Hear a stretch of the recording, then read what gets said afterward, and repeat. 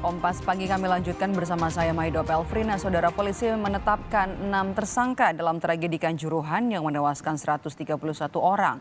Satu diantaranya merupakan Direktur Utama PT Liga Indonesia Baru karena dianggap lalai tidak melakukan verifikasi stadion.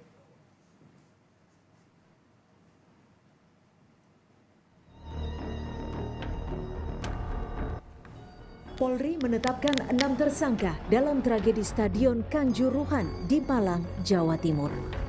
Tak hanya dari kepolisian, penyidik juga menetapkan panitia pelaksana hingga Direktur Utama LIB sebagai tersangka.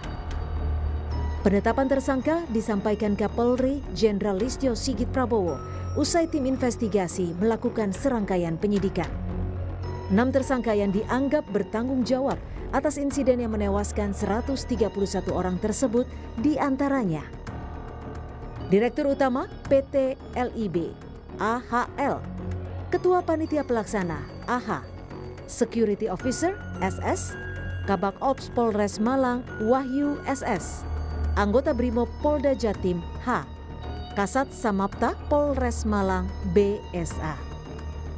Ketiga personel kepolisian yang menjadi tersangka diduga terkait dengan penembakan gas air mata pada laga 1 Oktober di Stadion Kanjuruhan.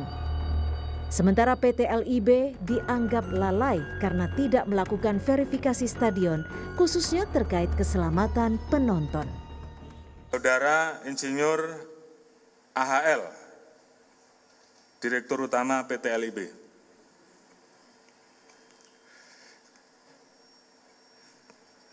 Di mana tadi sudah saya sampaikan, bertanggung jawab untuk memastikan setiap stadion memiliki sertifikasi layak fungsi.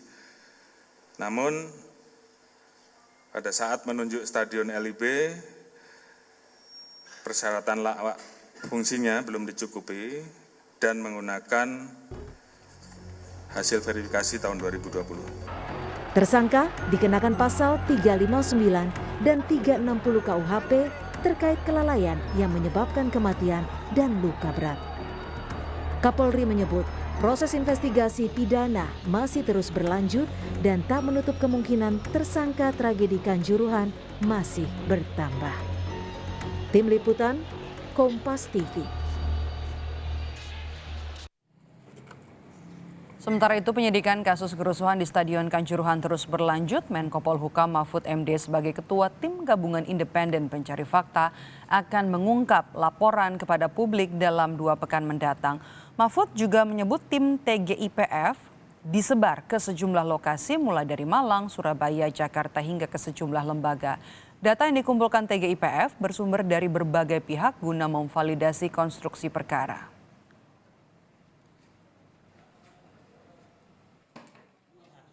Ya diperkirakan 3 minggu, tapi sekarang sedang berusaha dipercepat rekomendasi TGIPF ini 2 minggu.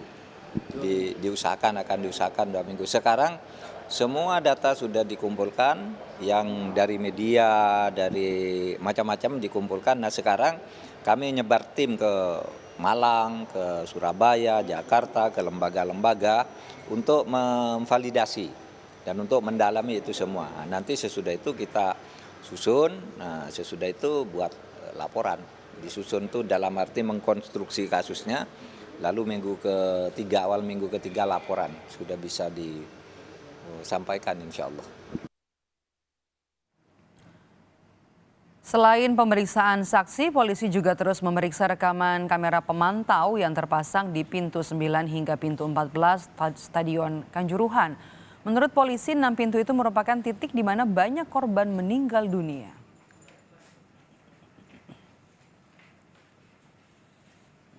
Dari CCTV yang kemarin saya sebutkan, dari 9, 10, 11, 12, 13, 14 yang menjadi boleh dikatakan tempat kejadian yang di situ sangat banyak korban berjatuhan.